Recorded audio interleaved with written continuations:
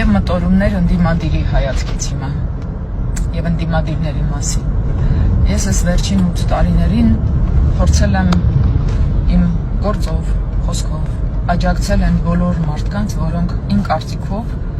ուզում էին իմ երկիրն առողջացնել։ Հնարավոր է ես եմ սխալվել կամ սխալվում, բայց ես կարծել եմ, որ այդ ուժերը, մարդիկ, անհատները, խմբերը կարող են օգնել։